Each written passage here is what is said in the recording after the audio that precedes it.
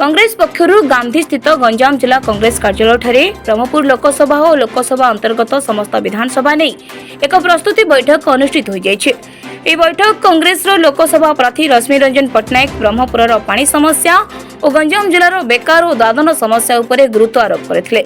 निर्वाचनी प्रस्तुति बैठक में गंजाम जिला कांग्रेस कमिटी पूर्व सभापति श्री दीपक कुमार पट्टनायक और ब्रह्मपुर लोकसभा प्रार्थी श्री रश्मि रंजन पट्टनायक गजपति विधायक दाशरथी गोमांग प्रचार प्रसार कमिटी चेयरमैन विजय पट्टनायक समेत बहु नेता और कर्मी उपस्थित रहितले।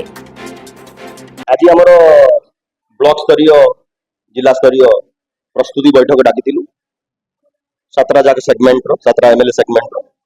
और हमर एआईसीसी ऑब्जर्वर भी आछंती और हमर डिस्ट्रिक्ट प्रेसिडेंट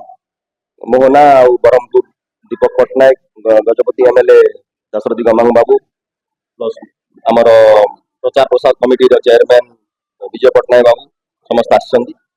हमर केमती नेक्स्ट इलेक्शन की रकम आम लड़ू तार गोटे प्रस्तुति बैठक चलछि। शुणु गत 25 वर्ष जो ब्रह्मपुर वासी जो मौलिक अधिकार आपण मीडिया भाई मैंने जानी आपण मैंने भी छोट बड़ मु भी छोट बड़ किसी पारे चारि थर नवीन पट्टनायक रिबन काटिदेले ब्रह्मपुर पानी समस्या समाधान हो पारानी रेगुलर पानी आसलानी आज गोटे दिन आसिले कालिक आसुनी कालिक आसिले परदिन आसुनी से कहते कि आम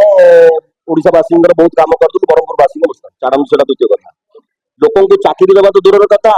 मैक्सिमम दादन श्रमिक कोर्ट जाइए गंजाम डिस्ट्रिक्ट मुख्यमंत्री कन्स्टिट्यूएंसी